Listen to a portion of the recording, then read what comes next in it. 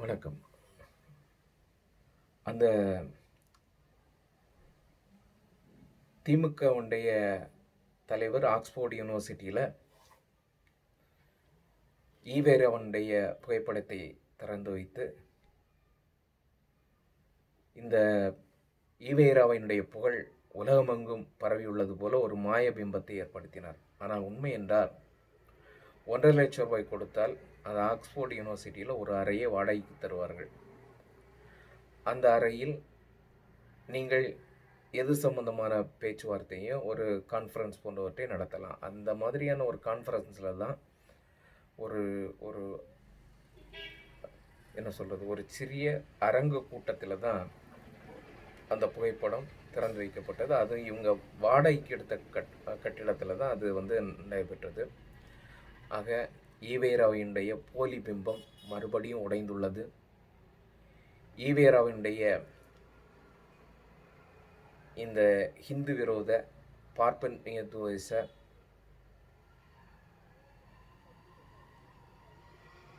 நம்முடைய நம்பிக்கைகளெல்லாம் சிதைத்த அந்த ஈவேராவனுடைய முகத்திரையை நாம் கிழிக்க வேண்டிய அவசியம்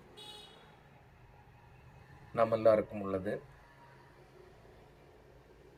ஆனைமுத்து புத்தகம்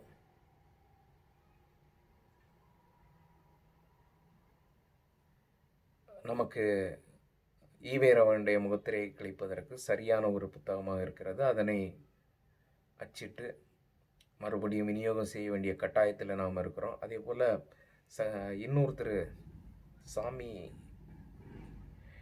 பேர் நான் மறந்துட்டேன், அவருடைய புத்தகமும் ஈவேராவனுடைய முகத்திரையை கிழிக்கும் வண்ணமாக இருக்கிறது.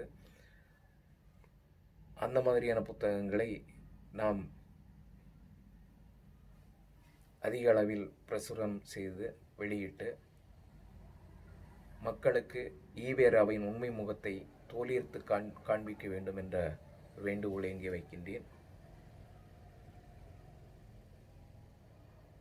அடுத்த போல் கோயில்களுக்கு முன்னால் இருக்கக்கூடிய ஈவேரா சிலைகளையும் அதில் எழுதப்பட்ட எழுத்துக்களையும் சட்டப்படியாக போராடி அகற்ற வேண்டிய சூழ்நிலையில் நாம் இருக்கின்றோம் அப்படிங்கிறதையும் தெரிவித்துக் கொள்கின்றேன். எந்த சர்ச்சு முன்னாடியும் இல்லை, எந்த மசூதி முன்னாடியும் இல்லை, ஆனால் கோயில் முன்னாடி மட்டும் அந்த கடவுளை கற்பித்தவன் முட்டாள், கடவுளை நம்புவன் காட்டு மிராண்டி போன்ற வாசகங்கள் நம்மை போன்ற எளிய இந்துக்களுடைய மனதை புண்படுத்துமாறு இருக்கின்றது. அதை வருகின்ற அரசு சட்ட ரீதியாக அதை நீக்க வேண்டும் என்ற வலியுறுத்தலை நான் இங்கே வைக்கின்றேன். இன்றைக்கு நடக்கின்ற பல பாலியல் ரீதியான குற்றங்களுக்கு காரணமாக அமைந்தது ஈவேராவுடைய தத்துவம்.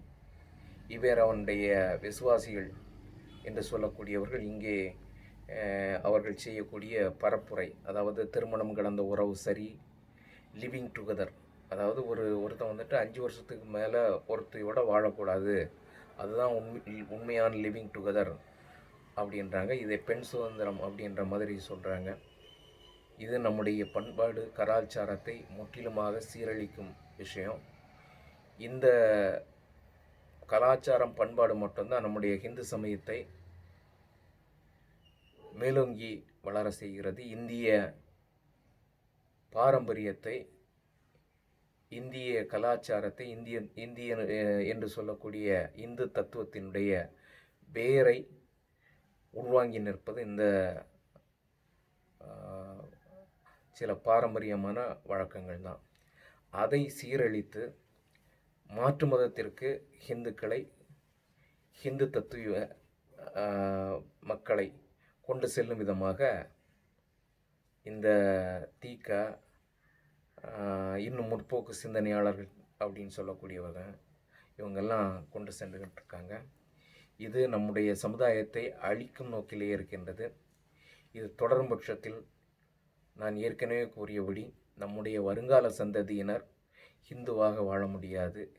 இந்திய தத்துவத்தை, ஹிந்து தத்துவத்தை அவர்கள் பின்பற்றினால் அவர்கள் மிலேச்சர்களுக்கும் அந்நிய மதங்களுக்கும் அடிமையாக வாழக்கூடிய நிலை ஏற்படும் என்பதை மறுபடியும் எச்சரிக்கையாக தெரிவித்துக் கொண்டு விடைபெறுகின்றேன். நன்றி, வணக்கம், வாழ்க பாரதம்.